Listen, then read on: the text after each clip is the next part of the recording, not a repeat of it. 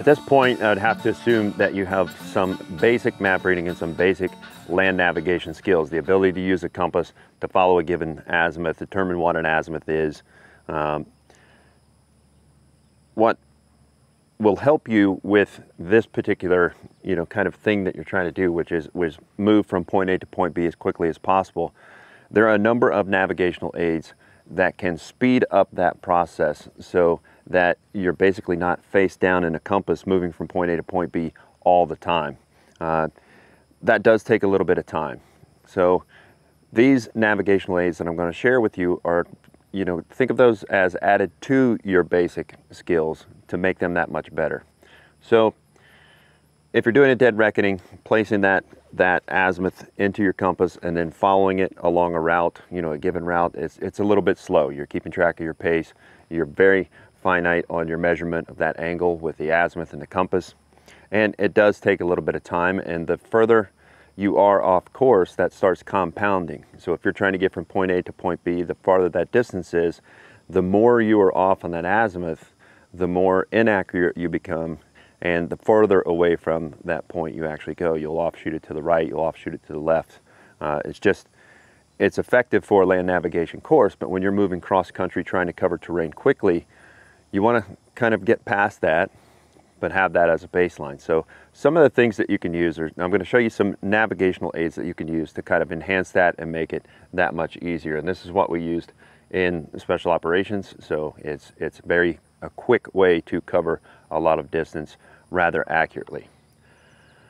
Whenever I look at an area that I'm trying to travel through, we'll say, point A to point B. This rosette right here we'll talk about, but just ignore that for now. If I want to get from point A to point B, if I were to plot a route that takes me over the terrain, has different checkpoints, and really relies on me being accurate with that compass, then I have to kind of take it slow. What I can do is look at this route as a corridor, and I'm still trying to get from point A to point B. So the navigational aids that I want to talk to you about establishing, and the way I look at it when I'm looking at a route, is the first thing I establish is a baseline. And in this case, my baseline to my south is an improved road and a trail system that comes across. What a baseline is it establishes a prominent feature that I can't miss, that I know not to go across. All right, so that kind of boxes me into my corridor to the south in this example.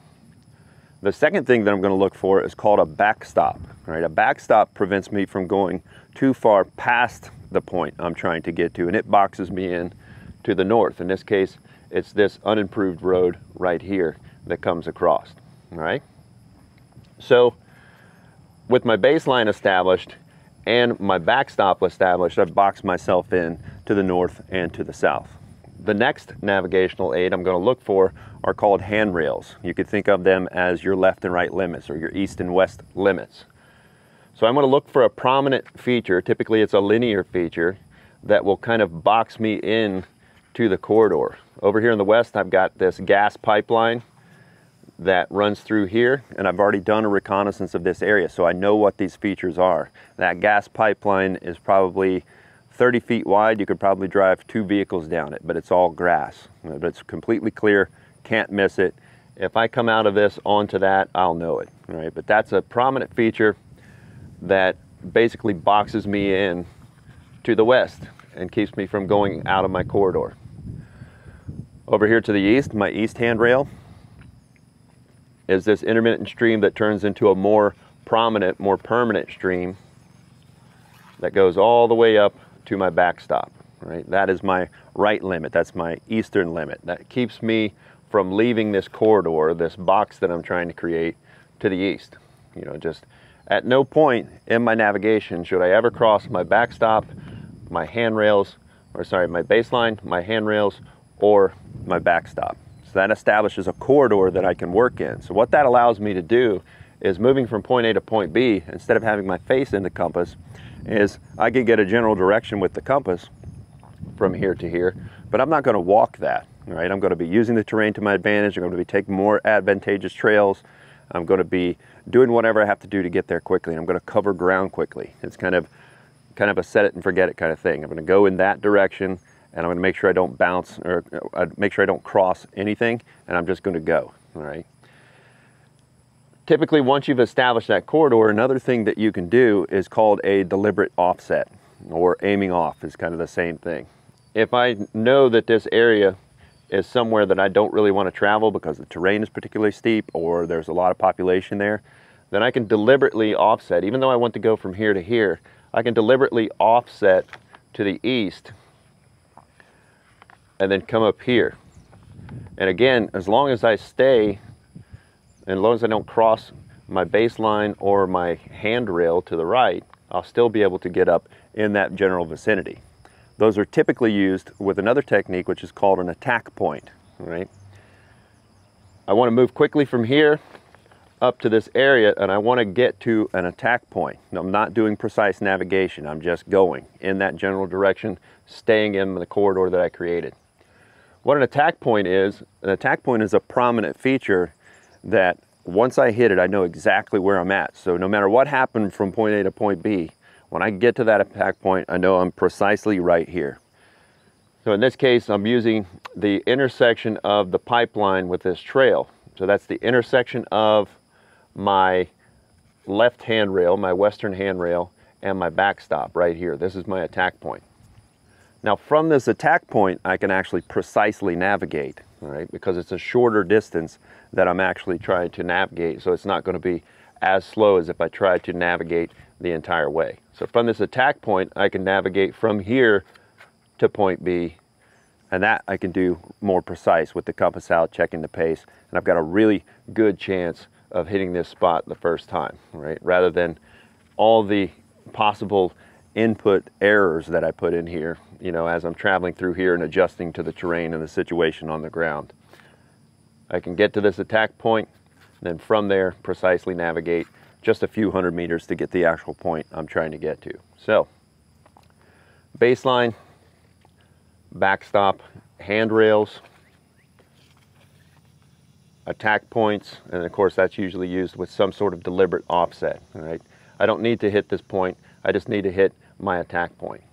All right, a couple other things that you could use a handrail for, depending on the situation. Right, if it's more of a permissive environment where you're not really worried about being seen by anyone, then you could come over to this handrail and actually use that handrail to navigate. Right? You're not really worried about making contact with anyone. It's not a big deal. I can take that all the way up to the attack point, and then from there precisely navigate down to the point I'm trying to get to.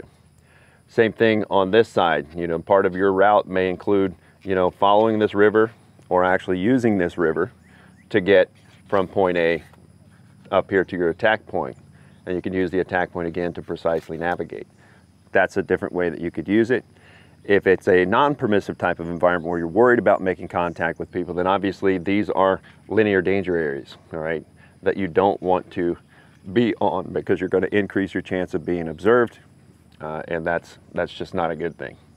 So what you can do in that type of environment is simply stay 50 to 100 meters off of that handrail, keeping it to your left or keeping it to your right, and you can kind of navigate, stay inside the wood line, and use that as a handrail to get up to where you're trying to get to. Same thing on this side. You can follow along, keep the river within eye shot as you're navigating to get to where you're going. So that's another method you could use. Just depends on your situation, but those are some tools that you can put in your navigation toolbox to speed that up. Because if I know what corridor I'm in, I don't have to precisely navigate with a compass every single step of the way. I know that I am within this corridor going from here to here.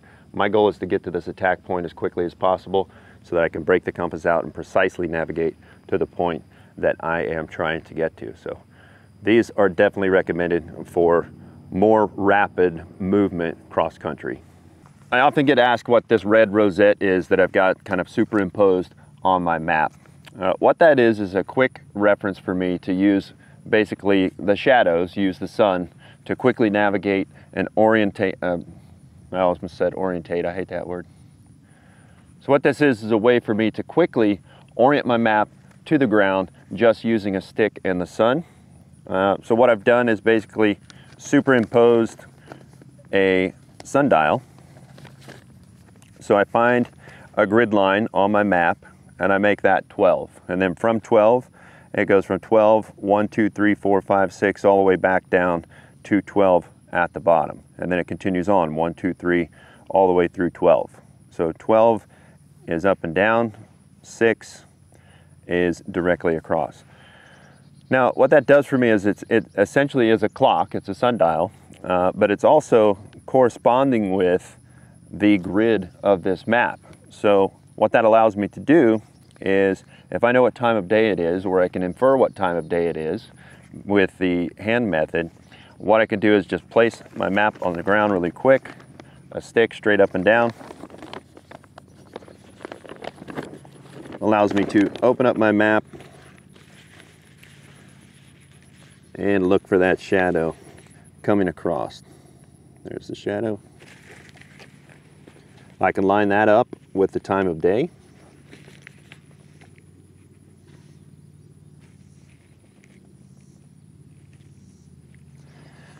And that line is going to intersect 7 on one side and come out the number 7 on the other.